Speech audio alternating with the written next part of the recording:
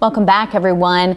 Well, it has certainly been a very active week for weather the past month, really, and all the recent storms will be the first of many anticipated ones over this summer. While some storm injuries and emergencies are unavoidable, there is still a lot that we can do to try to be better prepared. So this morning, we're so lucky to have Assistant Chief Michael Clements from the Cy-Fair Fire Department joining us this morning. Sir, we are so grateful to have you in studio chatting with us. Good morning. Thank you for having us. Yeah, very timely, very important discussions to have here. Tips that everyone should be talking about, should be preparing for. You've broken this down really easily, really into three categories: what you should do before, during, and after a storm. Yeah, that's right. There's unfortunately sometimes people wait to take care of business that we really easily could go take care of this afternoon, and there's probably no long lines at the grocery store for water or for different things that we need. And unfortunately, sometimes we wait until the last minute, and then we're with the crowds trying to get the things we need to keep our families safe. So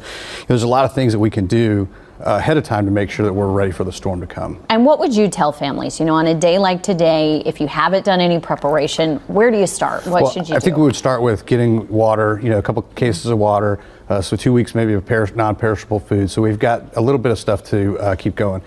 Make sure you've got your medications. If you use 90-day ahead of time with a mail order pharmacy or something of that nature, so you have all your medicines in one place. Right. The other thing you can do is prepare for a storm to come with plywood or with tarps. Some things you might not think about. If there is a storm and your house does windows break or something like that, you'll be able to cover it up so that water doesn't get in the home.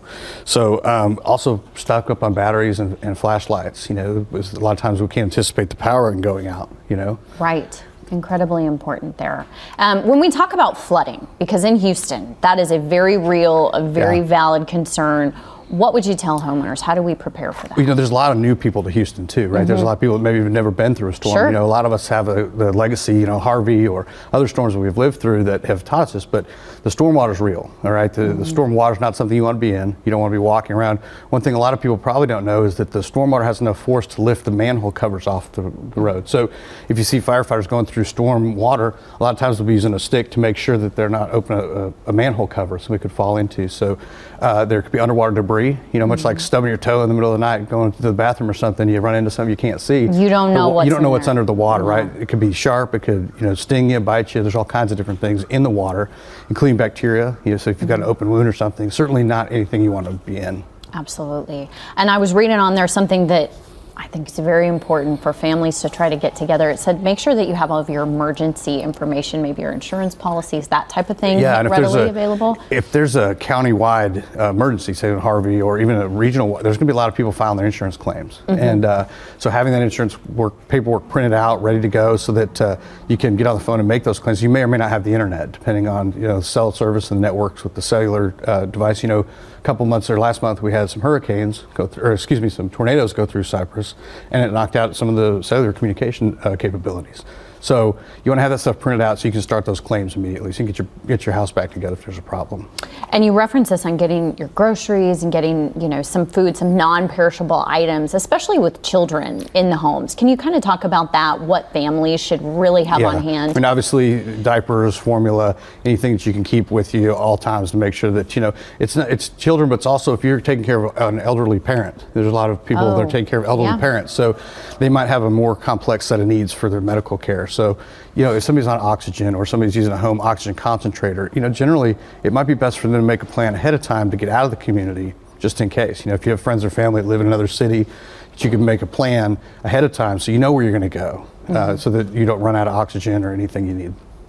And communicating this with your family, having this plan, you really can't reiterate enough. Now is when we have to prepare absolutely. for this. And making sure that you've got a plan. A lot of people, that's basics of what are we going to do when this happens. It seems like a pretty easy thought, but when the pressure and the storm and there's no power, no internet, people sometimes get a little panicked. So. Absolutely. And potentially trying to pack and make sure that you have everything available as well. Yeah, that's it. And then when you pack a bag, we're going to talk about that in the next section, the next segment about a go bag. Really make sure you have everything you could need for 2 to 3 days without power or water or food. So. And that is very important, especially families and young kids. We want to dig into that, and there's a lot to discuss there. So very important. We're discussing before the storm, but during and after as well. Yeah. We're going to take a quick break, and after that, we're going to come back. We're going to chat all about what to do, some tips for you and your family. So stick with us. We'll be right back. Well, welcome back, everyone. If you're just joining us, we're having a really great discussion with Assistant Chief Michael Clements, and we're going to dive into talking about some basic safety tips that everyone should know about, before, during, and after a storm. Right now, we're really focusing on during the storm, what you should be doing whether it's a tornado or hurricane, what you should be doing. Yeah, so the most, for sure, hurricanes and tornadoes, you want to get in the innermost room, pay attention to the media, to the news alerts. You can, obviously KPRC, Cypher Fire Department will have some social media alerts. And when, the imminent storm is coming, you want to get in the middle part of your home, in a room away from the windows, away from the glass. Last month, we had the tornadoes come through. I toured a home had been ripped off. The roof had been ripped off, and the homeowner showed me the little room. There was a closet that him and his wife hid in, and their whole roof was gone, but they were untouched because they were in that little room. So they were in the right spot at the right time, and that's what we really want to get across. Is in the moment, you need to be in the innermost room, away from glass, away from any debris that you can get to. So, and working in Oklahoma, working in Texas for a long time, we would talk to people, emergency officials, saying, if you have small children, don't be afraid to get helmets. Cover yourself with the different things. Yeah, I do remember one instance where I was at the fire station and my wife had the kids in blankets and pillows and everything because without the storm was coming. So that's a great idea. So. Great thing to do. Okay, so in the event of an emergency, when this is going on, when should people be calling 911 during the storm? When the storm's coming, a lot of times we get inundated with calls. Sure. Obviously, if there's a medical emergency, call 911. We've got to make sure our crews are safe, so we make sure if there's sustained winds that are too dangerous for the vehicles to be out there. Sometimes we'll pause, but we will get out there and take care of action. We don't want to become part of the problem also. So we do call for medical emergencies, power lines. The power's out. That's not really something we do. We deal with, but we can contact the people who are. So if there's a problem, call. But understand that we have to triage those calls. So the most life-threatening calls, they get addressed first. Sure. And then we'll kind of triage them. So it may take us a little bit longer to get to those calls in the middle of a storm, but we are going to either get to them or contact you back. And so after the storm, there's a lot of emotions for folks. You're trying to gather your thoughts.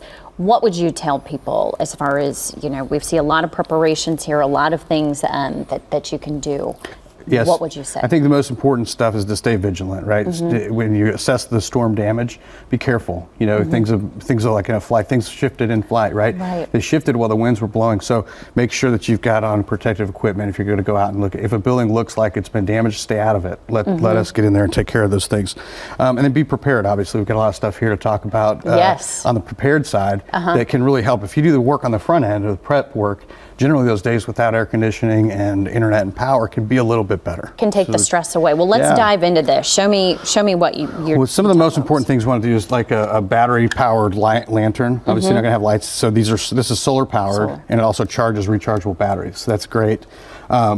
These battery packs that can charge your cell phone or other things, they're incredible to have. I know when the storm comes, our house, there are battery power packs I've never seen before that my wife puts out. I said, where'd you get those?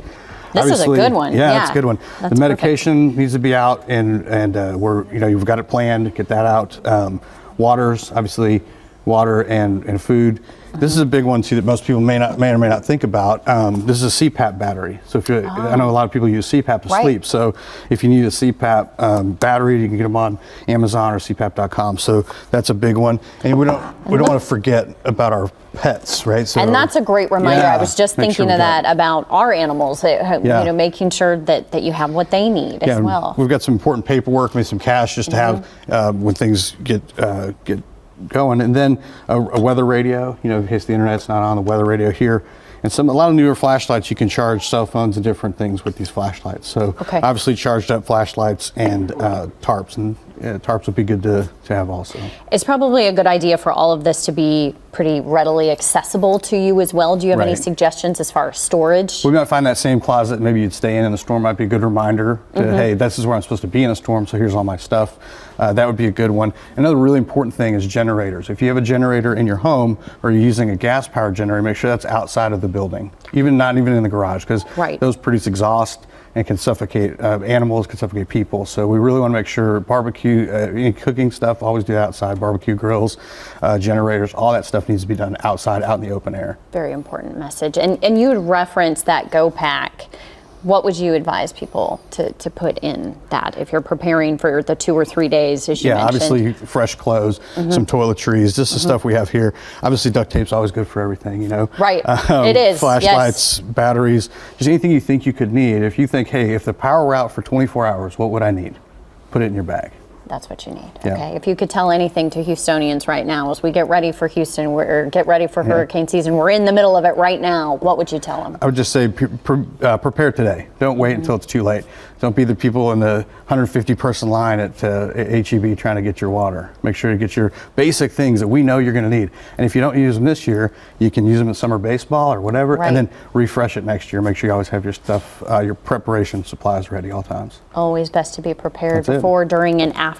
Thank you so much for walking us through this very important, very vital information.